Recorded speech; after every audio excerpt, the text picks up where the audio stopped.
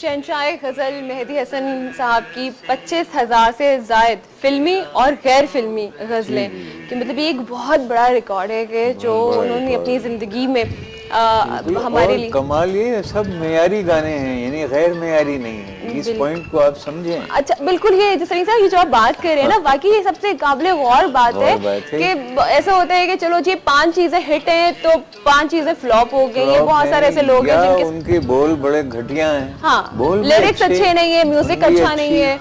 تو یہ بڑا اعزاز اللہ تعالیٰ نے ان کو دیا تھا. میں ایک دفعہ بامبے گیا تھا تو موسیقار اعظم نوشاد صاحب, وہ بھی ان کے مداحوں میں سے تھے, تو ان کا وہ کوئی دھن بنا رہے تھے. تو میں اس زمانے میں ایک ایل پی لے کے گیا تھا مہندی صاحب کا, تو میں نے وہ جب ایسے سنایا, کہنے لگے یار یہ ہمیں ریگولر لایا کرو آپ. اس زمانے میں بڑی سختی تھی.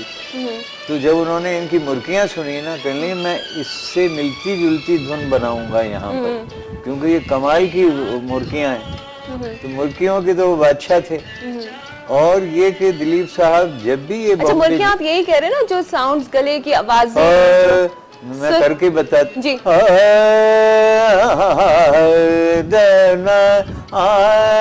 ہم نے سر ٹکایا,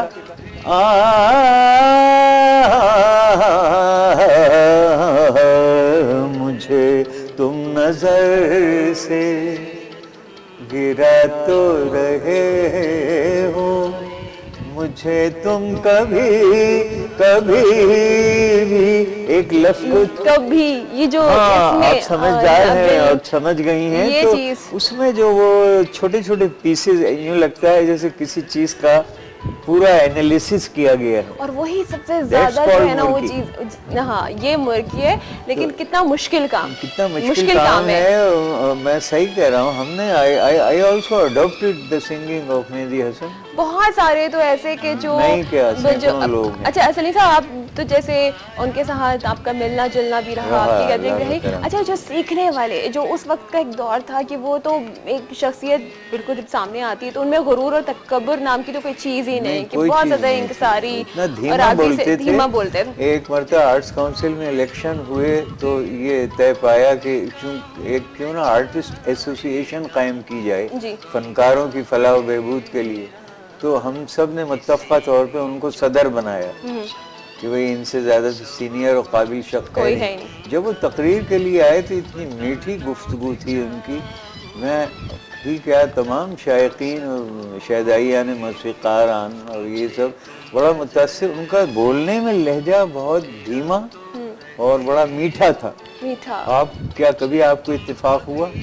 میرا پرسنلی ہم ان سے ملے, لیکن جس طرح سے انٹرویوز وغیرہ اور دیکھتے رہے کہ مطلب یہ کہ حسرت ہی رہی کہ ملاقات ہو, بٹ ان کے بارے میں کس طرح کے جو ان کے گرد ایک بڑی سافٹنیس تھی, کراؤڈ لگا رہتا تھا, جو ہجوم لگا رہتا تھا. تو وہ ایک ہوتا ہے نا کہ انسان کے اندر آہستہ آہستہ, اگر یہاں پر تو ابھی دیکھیں کہ 4 دن ہوتے ہیں تو وہ ایک غرور اور تکبر نظر آنے لگتا ہے. تو وہ تو جب نصف صدی شہرت کامیابی اس کی بلندیوں پر پہنچے, لیکن وہ چیز ان میں پھر بھی نظر نہیں آئی. دیکھیے دلیپ صاحب کہتے ہیں کہ ہم تو ان کا صبح گیت لگاتے ہیں جب ہمارا موڈ صحیح بنتا ہے, یعنی موسیقی سروں میں ڈوبی ہوئی آواز کو وہ سنتے ہیں. اب تو خیر وہ بیچارے بہت ہی ایجڈ ہو گئے, لیکن he was fan of Dilip. اچھا لیکن انڈیا کے بہت بڑے نام جو گائکی میں اپنا نام پیدا کریں, ان کا بھی کہنا ہے کہ جیسے میں ابھی جب نیوز میں دیکھ رہی تھی تو پنکج اداس کا کہنا ہے کہ جی میں ان کو روزانہ 6 سے 8 گھنٹے ضرور سنتا ہوں. بالکل صحیح بات ہے. اور اکثر لوگوں کو میں یہ بتا دوں کہ رفیع صاحب کی ان کے مداح تھے, محمد رفیع صاحب, کیونکہ وہ کہتے تھے میں صرف فلموں کے لیے گاتا ہوں, لیکن یہ کام جو یہ کرتے ہیں یہ علم و ادب کا کرتے ہیں, کلچرل کرتے ہیں, that is not commercial work. یہ ایک یہ خوبی میری صاحب نے کمرشل ورک نہیں کیا, وہ آتا ہے کلچرل اس میں, علم و ادب. تو اللہ ان کی روح کو درجات ان کے بلند کرے. اور جس وقت جنگ ہوئی ہے سن 65 کی جنگ میں انہوں نے بہت ترانے گائے. اچھا وہ جنگی حوالے سے بھی, جنگی حوالے سے بھی بے شمار جوانوں کے لیے. آپ شاید میرا خیال اتنی گرون اپ نہیں ہوں گی جب یہ جنگ ہوئی ہے, لیکن ہم نے تو وہ آنکھوں سے دیکھی ہے کہ کس طرح لوگ جب بمبارڈمنٹ ہوتا تھا دشمن کی فوج کا اپنے جوانوں کا حوصلہ بڑھانے کے لیے تہ خانوں میں گھس جاتے تھے اور بڑا تو اس وقت ریڈیو پہ ان کے ترانے بجتے تھے. اگر اجازت ہو تو میں 2-3 بول اس کے آپ کو. بالکل بالکل. وہ رئیس امروہی صاحب تھے, ان کی لکھے ہوئے تھے. اپنی جان نظر کروں اپنی وفا پیش کروں, قوم کے مرد مجاہد تجھے کیا پیش کروں. اپنی جان نظر کروں اپنی وفا پیش کروں, قوم کے مرد مجاہد تجھے کیا پیش کروں. اپنی جان نظر کر, اب یہ جو جان ہے یہ مرکیاں ہیں. اپنی جان نظر کر تو نے دشمن کو جلا ڈالا ہے شعلہ بن کے, ابھرا ہر گام پہ تو فتح کا نعرہ بن کے. اس شجاعت کا تجھے کیا میں صلہ پیش کروں. اپنی جان نظر کر اپنی وفا. اور پھر ایک افواہ اس زمانے میں یہ آئی تھی کہ دشمن جو ہے لاہور تک پہنچ چکا ہے, تو انہوں نے پھر یہ گایا تھا, خطہ لاہور تیرے جانثاروں کو سلام, خطہ لاہور تیرے جانثاروں کو سلام, شہریوں کو غازیوں کو شہ سواروں کو سلام, خطہ لاہور تیرے. اور آپ کی اطلاع کے لیے اس وقت ہم اتنے not only we were doing at that time our defense, بلکہ ہم نے ان کا دشمن کا کافی ایریا آگے بڑھ گئے تھے, آگے بڑھ گئے تھے. یہ ساری چیزیں بھی بہت زیادہ معنی رکھتی تھی کہ وہ آگے حوصلے کو بڑھاتے اور لوگوں کا جو خون ہے نا وہ جوش میں آتا تھا. اس کے ساتھ ہی سلیم صاحب ایک بریک لے لیتے ہیں, بریک سے فوراً واپس آتے ہیں. Welcome back. آپ کے ساتھ بہت ہی مشہور, معروف, مقبول غزلیں, گانے ان کے مشہور ہوئے مہدی حسن صاحب, جن کی آج کہہ رہے ہیں ہم بات. آج یہ ہم سے بچھڑ تو گئے ہیں لیکن ان کی یاد ہر دل میں موجود ہے. اور جب آج یہ خبر ملی, سلیم صاحب 12:30 بجے انتقال ہوا تھا, اور اس کے بعد سے کہ ہر دل اداسی کی کیفیت میں آ گیا تھا. ابھی ہم بریک میں بات کر رہے تھے, جب ابھی تھوڑی دیر پہلے ہم فوجی جوانوں کی بات کرتے ہیں, لاہور کے اس خطے پر بھی آپ نے ایک سانگ سنایا تھا. ابھی ایک اور بھی آپ مجھے بتا رہے تھے کہ جی وہ ان کی فوجیوں کے حوصلے کے لیے, ان جوانوں کے خون کو جوش میں لانے کے لیے بھی ایک اور خوبصورت سانگ تھا. وہ میں چاہوں گی کہ اگر آپ سنائیں ہمارے ویورز کو.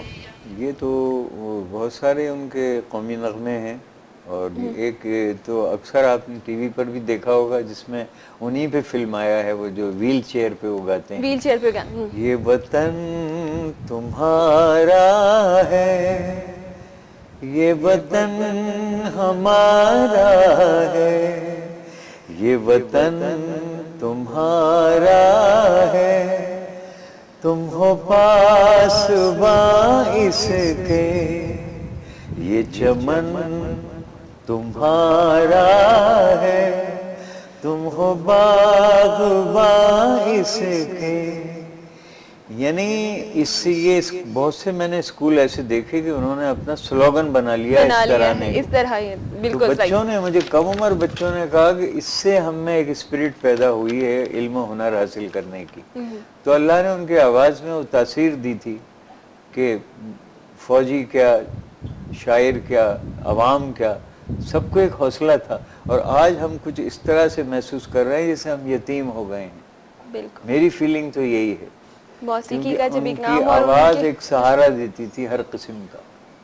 اچھا سلیم صاحب, میں نے یہ بھی سنا ہے کہ جیسے ان سے سیکھنے کے لیے ان کے بے پناہ شاگرد اور ایک ہجوم ہوتا تھا, لیکن بہت سارے لوگ ان کو ٹی وی کے ذریعے اور ان کو کیسٹس کے ذریعے جو اس وقت پہلے ہوتی تھیں ان کے ذریعے ان کو سن کر جو پہلے اگر اتنی فیسلٹیز نہیں تھی تو ان کے ایجوکیشن لیتے تھے, ایک انسٹیٹیوٹ کی حیثیت رکھتے تھے وہ.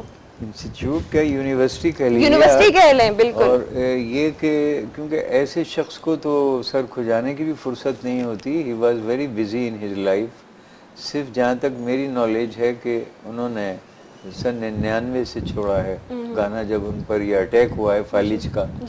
اور ورنہ وہ ساری عمر گاتے رہے اور لوگ گواتے رہے. کیونکہ میں ایک دفعہ لاہور میں تھا تو ایک پروڈیوسر نے کہا کہ ٹھیک ہے جب تک وہ لندن سے واپس نہیں آئیں گے میں گانا تو انہی کی آواز میں کر رہا ہوں، انہی کی آواز میں ہوگا.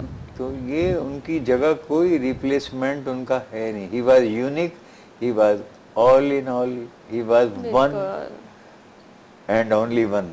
اچھا. اور جب سے وہ ایک جس طرح کی ان کی لنگس کی بیماری میں کچھ عرصے سے وہ مبتلا ہوئے تھے، لیکن جو ان کے ایک عقیدت مند بھی تھے جو سے محبت کرنے والے، کیونکہ محبت ہے سب، لیکن لوگ ان سے ملنے اور ان کی دعائیں، ان کے لیے دعائیں بہت سارے لوگ کر رہے تھے کہ اللہ تعالیٰ انہیں جلد صحت یاب کرے.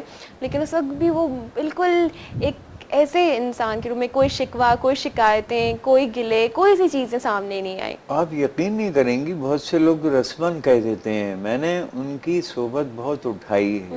ایک تو ریڈیو میں 15-16 سال، یہ عرصہ کم ہے. آج کل 16 سال کا لڑکا جوان ہو جاتا ہے. میں نے ان کو غزلیں گاتے ہوئے دیکھا ہے، میں نے ان کو ریہرسل کرتے ہوئے دیکھا ہے.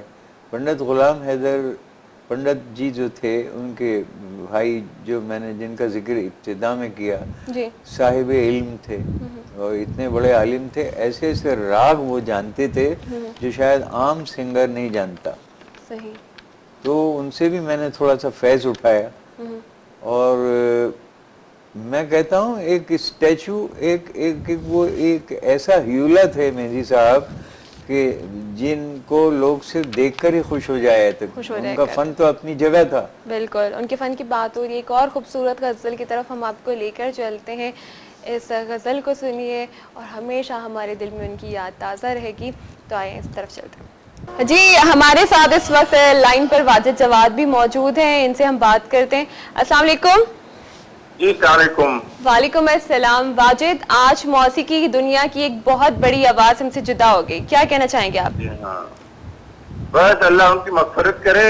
یہ ایک ایسا نقصان ہے جو کہ صدیوں میں شاید پورا ہو، کیونکہ ان کے مقابلے کا جنہیں شہنشاہ غزل جو کہتے تھے، یہ بالکل جو ہے ان کی شایان شان اور بالکل مناسب ان کے لیے یہ ٹائٹل تھا. جی.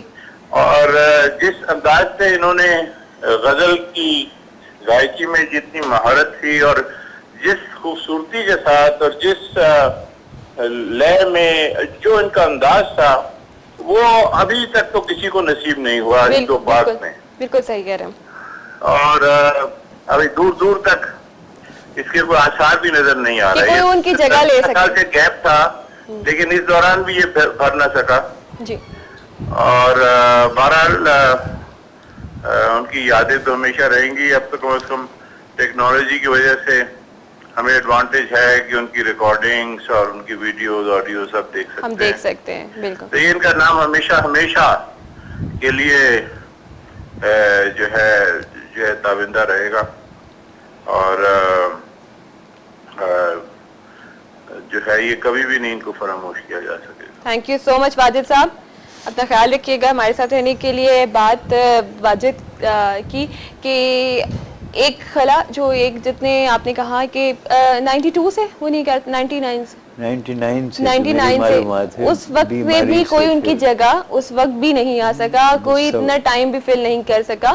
تو واقعی کہ ایسے شہنشاہ غزل ایک نام جو انہیں دیا ہے، جو ٹائٹل انہیں دیا ہے، وہ واقعی صدیوں تک نہیں پورا ہو سکتا. بلکہ میری تو یہاں تک خیالات ہیں کہ پاکستان کی پہچان انہی کے نام سے تھی. غیر ممالک میں بالکل جب وہ جاتے تھے تو لوگ کہتے تھے یہ ہے پاکستان کی ثقافت. تو ایسے لوگ تو ملک و قوم کا نام روشن کر کے جاتے ہیں اور اس پر ہم جیسے ناچیز کتنی باتیں کریں گے. वही मिसाल है कि दरिया को कूजे में बंद करना। सलील साहब मुझे ये बताएं कि आपने इतना बहुत टाइम उनके साथ गुजारा, वो मतलब फितरतन कैसे थे, मजाक करना, हंसना? कभी कभी वो मुझसे मजाक करते थे। एक मरतबा नवाब शाह में डिप्टी कमिश्नर का कोई फंक्शन था, उस जमाने में बड़ा रिवाज था, देखिए आर्मी सेंटर्स भी फंक्शंस कराते थे। मुल्क में सुकून था, महंगाई नहीं थी, हर शख्स बड़ा आसूदा हाल था, छोटे मोटे लोग भी फंक्शन कराते थे।